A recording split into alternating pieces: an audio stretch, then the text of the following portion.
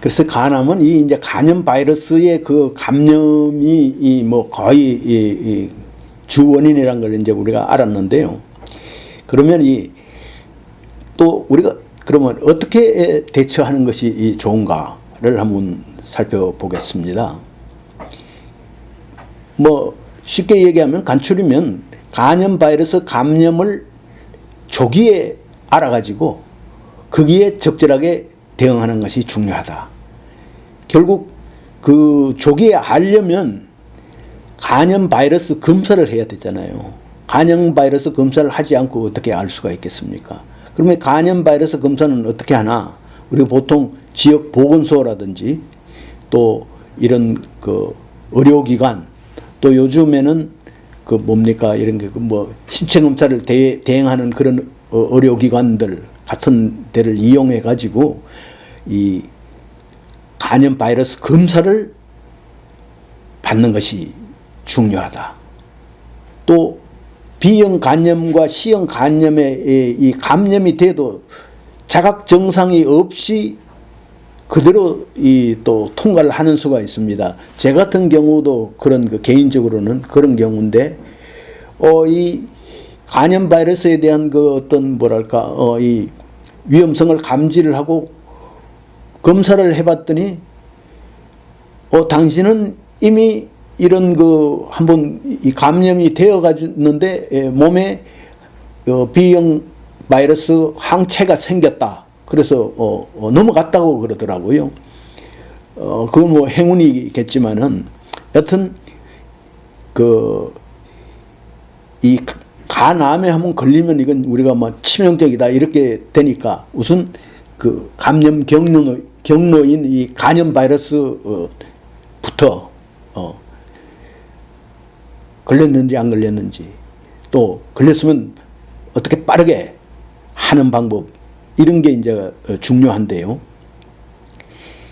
대체로 감염 여부를 이제 그 판명이 되는 상황이 몇 가지가 있습니다.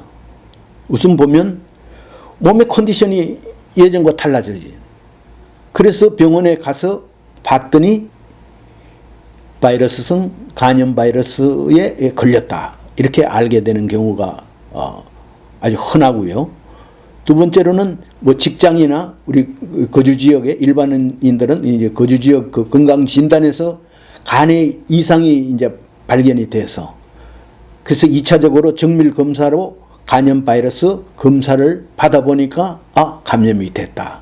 이런 경우가 또 있고요. 우리가 좋은 마음으로 헌혈을 보통 하고 나면 그 본인의 그 혈액을 그 헌혈 본부 같은 데서 이 바이러스 검사를 해가지고 그 헌혈 본부에서 통보가 오는 경우가 있습니다. 선생님의 경우 뭐 B형 간염의 뭐 바이러스 보균자다, C형 간염의 바이러스 보균자다, 뭐 이렇게 아마 그 통보를 받는 수가 있고요.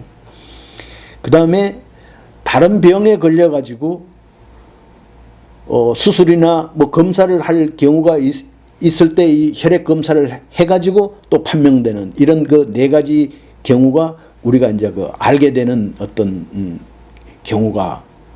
경우의 수라고 우리가 볼 수 있겠습니다. 그 외에도 이제 뭐 다른 방법이 있겠지만 그래서 이 B형이나 C형 간염의 이 바이러스에 이제 감염된 것이 이제 판명이 되고 나면 그 다음에는 이 또 감염이 됐다고 바로 무슨 암이 걸리거나 뭐 이런 게 아니니까 이 간염을 또 감염이 됐어도 무증후성 보균자인지 혹은 간염에 이미 걸렸는지를 조사할 필요가 있죠. 그래서 그걸 조사하기 위해서 이제 또 혈액 채취를 해서 정밀 검사를 하게 됩니다.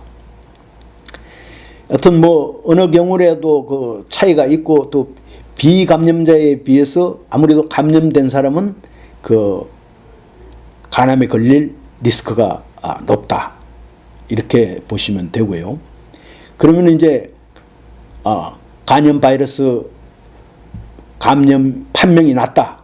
그러면 어떻게 해야 되느냐?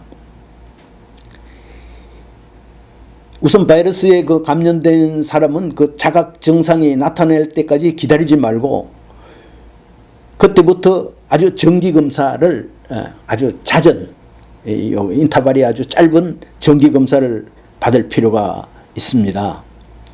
정기 검사의 이제 간격을 보면 간염 바이러스에 감염만 되었을 뿐 아직 무슨 증상이 안 나타난다 이러면 보통 석 달 내지 6달 간격으로 한 번씩 혈액 검사나 초음파 검사를 하고요. 감염이 돼가지고 간 기능이 이제 이상이 조금씩 생겼을 때는 혈액 검사를 매달 혹은 3개월마다 하면서 필요하다면 CT나 MRI 검사를 하고 또 그 혈액 검사를 했는데 종양 마카가 종양 표지자가 이게 상승하고 있는 경우에는 보다 빈번하게 검사를 해야 할 것입니다. 또 이런 그 바이러스 감염자에게 이제 만성 간염이나 간경변, 간암이 될 수 있는 그 위험도를 낮추기 위한 이제 그 치료법, 소위 간염, 간경변 아니면 간염 치료제라고 우리가 이제 보통 얘기할 수 있는데, 요런 그 치료법으로는 이제 C형 간염에 걸리면 백일화 인터페론이라는 그런 인터페론과 또 리하빌린이라는 인터페론 인터페론 효과를 높이는 그 약, 그러니까 인터페론 플러스 그 리하빌린을 섞어서 이렇게 그 치료를 해가지고 이 그 간염을 좀 치유를 하거나 혹은 뭡니까 이게 조금 상태를 낮추는 이런 그 방법도 있겠고요.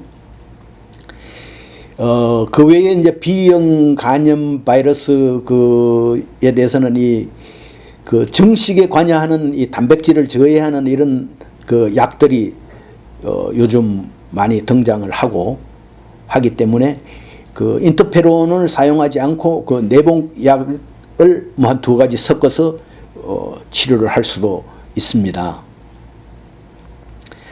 이런 치료에 따라서 또 이 C형 간염 바이러스를 또 몰아내서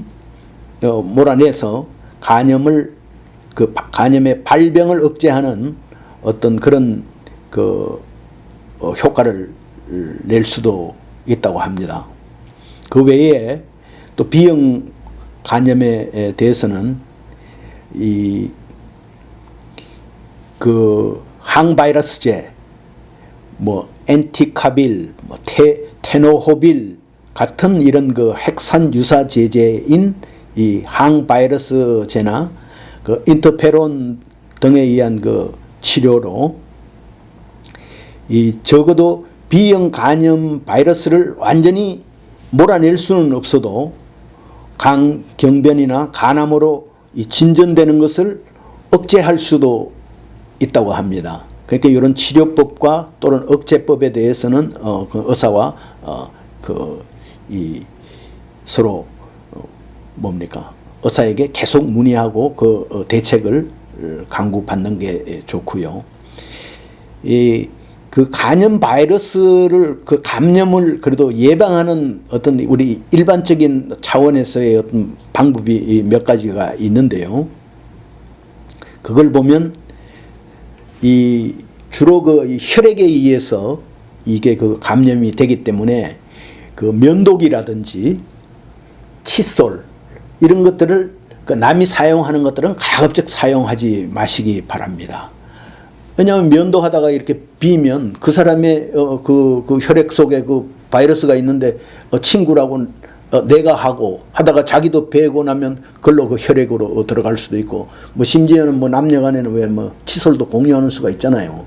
근데 이게 그 잇몸 출혈이라든지 이런 게 있음에도 불구하고 그렇게 하면 이 감염될 수가 있다 이런 이야기입니다. 그러니까 면도기, 칫솔 등은 가급적 본인 것만 사용하도록 하고요. 적어도 보면 너무 공포를 가질 필요가 없다. 식기나 타올 같은 거는 좀 같이 나누어서도 이런 걸 매개로 감염된 경우는 거의 없다고 합니다. 그 외에 B형 간염 바이러스는 백신이 나와 있거든요. 그래서 이 백신 주사를 맞는 경우도 있고요. 그 다음에 항바이러스 요법으로 또 치료를 할 수가 있으니까 요거는 담당이 하고 서로 상담을 하시기 바랍니다. 그 다음에 그러면 이 증상은 과연 어떠한지, 우리가 간은 흔히 침묵의 장기라고 보통 얘기하지 않습니까? 그래서 초기에는 이 간염 바이러스에 자기가 감염이 돼도 아무런 자각 증상이 없습니다. 또 간염 바이러스 검사를 받지 않았기 때문에 자신이 감염이 된 줄도 모르고 이 의료기관에서 보통 정기적인 검사나 정밀 검사 또 다른 병 때문에 검사를 할 때 가끔씩 발견되는 수도 꽤 있습니다. 이 간암 특유의 증상은 상당히 많은데 그걸 다는 말할 수 없고, 진행이 어느 정도 되면 복부에 멍울이나 복부에 어떤 멍울이 생기거나 압박감을 느끼고 또 복부에 통증 같은 걸 느끼는 수도 있고, 팽만감, 이게 헛배가 자꾸 이렇게 불러오는 이런 경우에는 이게 이제 소위 말해서 간암 특유의 어떤 증상이라고 볼 수 있고요. 어느 정도 또 염에서 암이 진행이 돼가지고 이 암이 파열이 돼버리면 복부에 심한 통증이 오거나 이 피가 좀 흘러나가니까 혈압 저하를 일으키는 이런 수도 있습니다.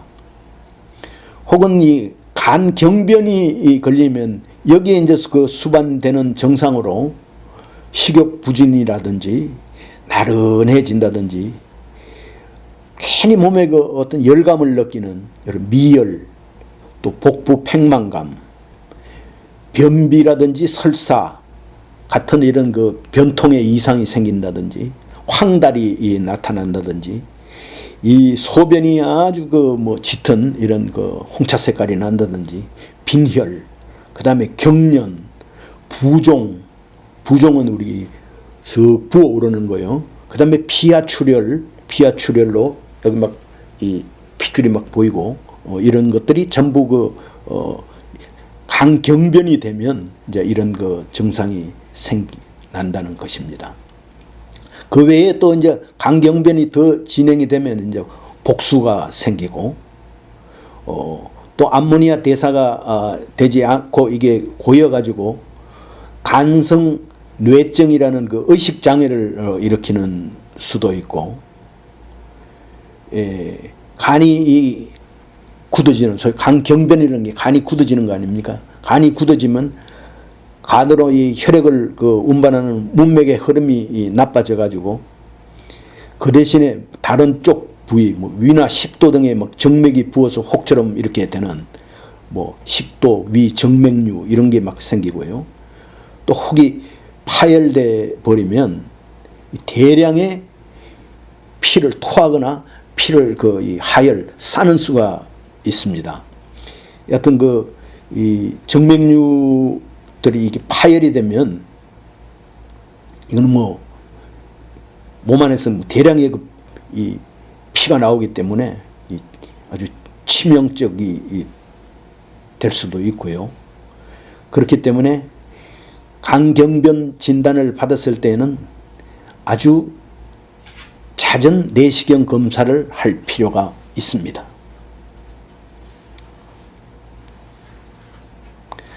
그 다음에 우리 이 간암에 대해서 어떤 통계를 좀 보면요. 간암은 보통 남성은 한 45살, 여성은 한 55살부터 이게 이제 증가하기 시작해가지고 70대에 이르면 어느 정도 이렇게 그 조금 안정세를 보인다 할까요? 이 보합세를 이루고 그 연령 아까 전에 그 연령대별로 본 그 사망률도 거의 이 발병률과 거의 비슷한 형태를 보입니다.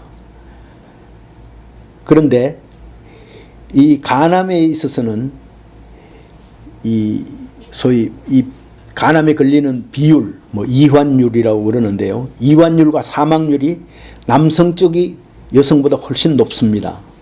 약 남성이 여성의 한 2배 내지 3배 정도로 간암에도 잘 걸리고 또 걸린 다음에 사망하는 율도 남성 쪽이 훨씬 높습니다. 간암은 원인이 어느 정도 밝혀졌지 않습니까? 그러니까 간염 바이러스에 걸리지 말아야 된다. 그 다음에 그런 경로를 우리 몇 가지 알고 있듯이 뭐 칫솔이라든지 면도기 사용이라든지 이런 걸 뭐 절대로 공유하지 않는다든지 뭐 음주와 흡연을 뭐 줄인다든지 이 주사를 맞을 때라든지 이럴 때가 특히 조심을 한다든지 이런 거로 우리가 그 예방할 수 있겠습니다. 이상입니다.